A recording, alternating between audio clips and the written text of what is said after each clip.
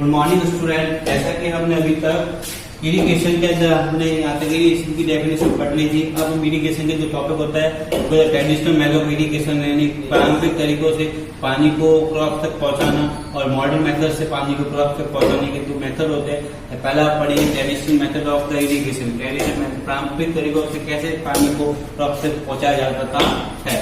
Different traditional irrigation method use to water fish to crop. पहले क्या होता था, पारंपरिक तरीकों से पानी को क्रॉप तक पहुंचाते थे। इसमें क्या होता था, टूली सिस्टम, मोट, चैन पंप, डायर, रिवर सिस्टम, रहट के द्वारा पानी को कुएं से बाहर निकालते थे, मोट के द्वारा पानी को कुएं से बाहर निकालते थे। फिर इसको एक नहर के द्वारा, कैनल का होता है नहर के द्वारा उस पानी को एक नहर बनाते थे। जैसे कि अगर यहाँ पर कुआं है, जैसे यहाँ कुआं है और यहाँ पर क्रॉप्स है, तो इस पानी को इस रहट के द्वारा पानी को बाहर निकालते थे। तो यहाँ पर एक नहर बनाते थे, कैनाल में इस पानी को डालते थे, फिर वो पानी क्रॉप तक पहुंचता था। देखो, this are used to water wells. इसके अलावा वेल्स के द्वारा, झरनों के द्वारा, लेक्स, नदियों, झीलों के द्वारा, and through this method of the irrigation. In method के द्वारा पानी को क्रॉप तक पहुंचाया जाता था। देखो, इसमें सबका दिया हुआ है। Crops involve the human cattle but they are less efficient. इसमें बहुत ज्यादा मेहनत की आवश्यकता होती थी। पहला दिया हुआ मूड, जो ऑल्सो मूड में क्या होता है, पानी को से बाहर निकालते थे, फिर इसको क्रॉप तक पहुंचाते थे। It is also an lead to stem in involve the filling of the water well and such a source.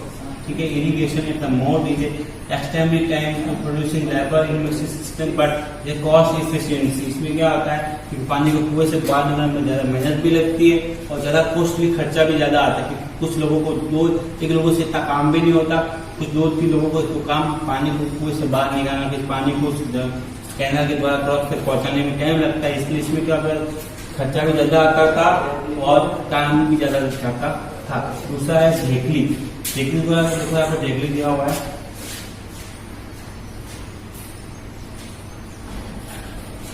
ढेकली में क्या होता है, the system of drawing water flow है wells to such a similar source दिया types of paper to put. इसमें क्या होता था कि पाइप लगाकर कुएं से पानी को बाहर निकालते थे, फिर पाइपों के द्वारा उस पानी को नहर तक पहुंचाते थे।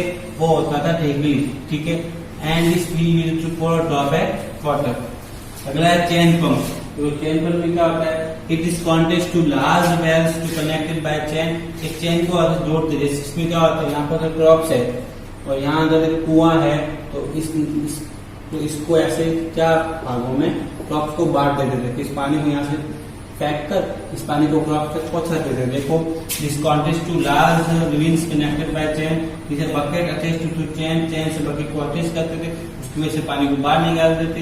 One part of chain reach into the water source as a walls bucket with the water. पानी को बाहर निकालते थे।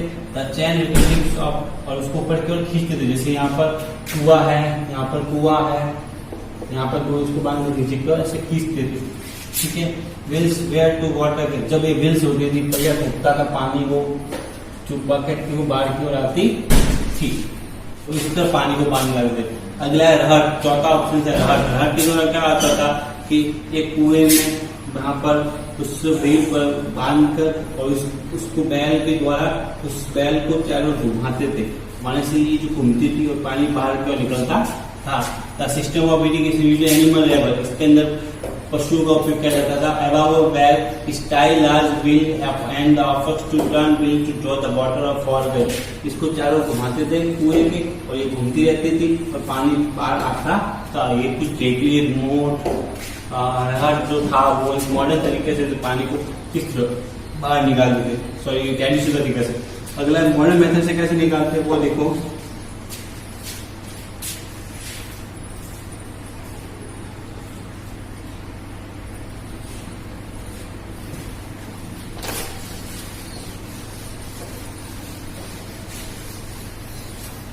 देखो, मॉडर्न मेथड इरिगेशन यानी आधुनिक तरीकों से कैसे करते हैं। Modern irrigation of the simple system of drip irrigation. Simple nozzle के द्वारा यानी पानी को छिड़काव के द्वारा, ड्रिप यानी बोरवेल के द्वारा पानी को, मोटर के द्वारा पानी को कैसे निकालते हैं। देखो, इस method of the fail efficient, इसमें बहुत कम खर्चा आता है और ट्रेडिशनल मेथड से टाइम भी ज्यादा बचता है और पानी भी बचता है।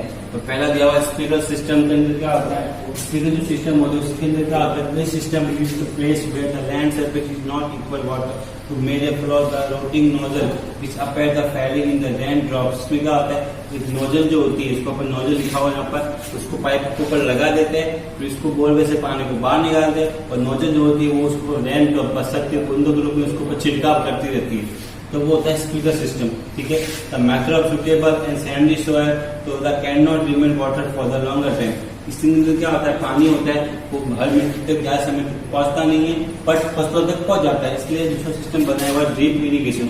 ड्रिप इरिगेशन भी क्या देखो आगे, ड्रिप इरिगेशन इसमें जो होता है drip irrigation water is made of फैल ड्रॉप और पाइप्स के द्वारा पानी को तो मिट्टी तक जड़ों तक पहुंचाते हैं। क्या होता है, यहाँ अगर कुआं है, यहाँ पर मोटर बोरवेल लगा देते हैं, मोटर लगा देते हैं, बड़ी वाली मशीन लगा देते हैं, उस पानी को सिर्फ बाहर निकालते हैं, फिर पाइप को जोड़ देते हैं और जोड़ने के बाद उसको क्रॉप तक पहुंचा देते हैं।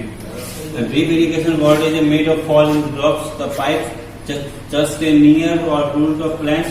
The drip system is mostly used to irrigate fruit and plants garden of tree।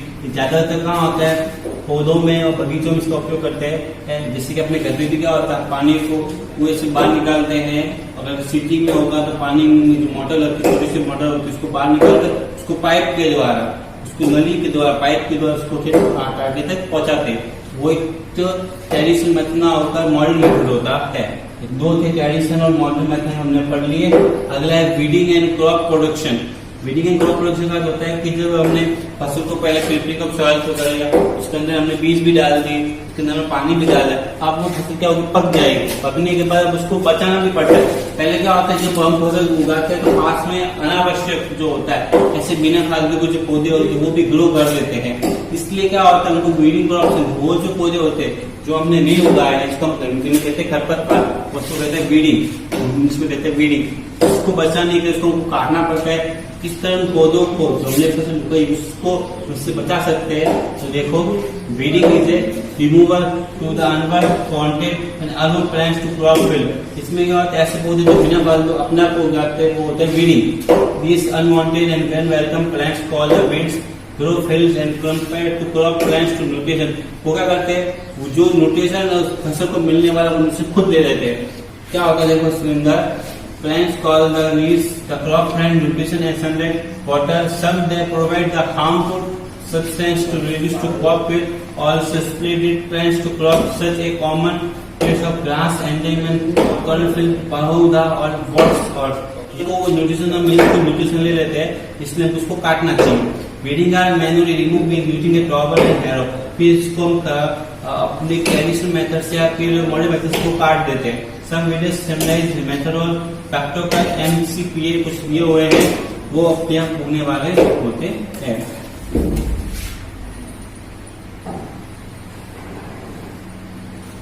तो ये कुछ दिए हुए जो अपने आप साथ में उग जाते हैं, जैसे घास होती है, ग्रास का मतलब होता है घास। सब मैक्रोनिज्म एंड वायरस के अलावा ये तो फसलों को फसल नुकसान होने वाला। अब कुछ होते हैं कीटनाशक, जैसे यूरिया होता है, पंपी डालते हैं कीटनाशक,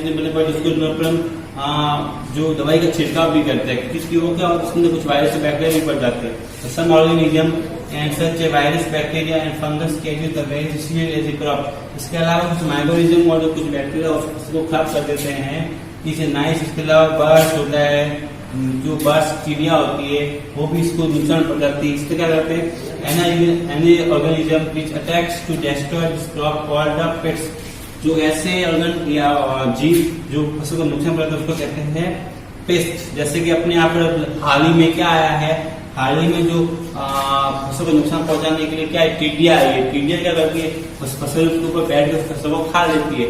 इसी से टिड्डिया हुई, चिड़िया हुई या वीडिंग प्रोडक्ट, वीडिंग जो होता है वो पौधे को क्या करते हैं, नुकसान पहुंचाते हैं। इसलिए उनको बचाने के लिए क्या करना चाहिए, उनसे उन जीवों को या फिर उन कीटों को उनसे दूर रखना चाहिए।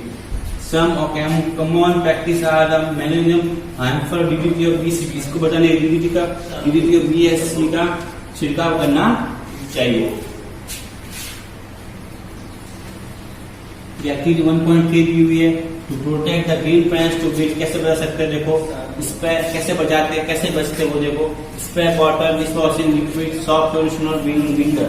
विनीगर यानी जो क्या होता है एसिड होता है वो, ठीक है। स्पेल बॉटल, फिर बॉटल कुछ पानी लो एक बोतल के अंदर, dish washing liquid dish washing मिलाओ और सॉफ्ट सॉल्यूशन साबुन होता है थोड़ा साबुन मिलाओ सॉल्यूशन लिक्विड के रूप में और विनीगर मिलाओ, ठीक है। और इसमें the source of hot sunny day और उसके ऊपर छिड़काव करो। ऑब्जर्वेशन में क्या होगा, वेस्ट डेस्ट्रॉय द एसिडिक और बेसिक सॉल्यूशन, एसिड और बेसिक सॉल्यूशन मिलने के कारण जो खरपतवार होंगे वो डेस्ट्रॉय हो जाएंगे। ये किस पे करना है, जो खरपतवार पे करना है। इसका क्या समझ देखो, however will and practice useful but can not ignore it the poison chemical. इसके अलावा इसका केमिकल से तो वीडिंग को मार तो सकते हैं, लेकिन क्या होता है वो केमिकल अगर अपने क्रॉप से किए जाए तो हमारे नुकसान भी होता है, इसलिए इससे हमको बचना भी चाहिए। यानी हमको ये वेस्ट पे इसको हमको छिड़काव कर सकते हैं, ऐसा नहीं उसको क्रॉप से छिड़काव करोगे तो हमारे नुकसान भी हो जाएगा। इसलिए देखो कुछ सम भी है, इसके कुछ हानि भी है, वो देखो क्या लिखोगे, human health affected by food exposure this chemical. ये केमिकल ह्यूमन हेल्थ को डिस्ट्रॉय कर देता है, ह्यूमन को खराब कर देता है। और दूसरा है the trace of the chemical and harvested crop में reach of plants, so food should not be washed before consumption. इसमें क्या होता है, कुछ किसान क्या करते हैं, कीटों से बचाने क्रॉप्स पर छिड़काव करते हैं, इसलिए हम जब भी घर पे ये क्रॉप्स फसलें लाए या फ्रूट्स लाए उसको धो के खाने चाहिए, ताकि वो केमिकल उसके ऊपर होगा वो हमारे शरीर के अंदर ना जाए, ठीक है। तो आज के लिए सिर्फ इतना ही, आगे वाला अपन पढ़ेंगे।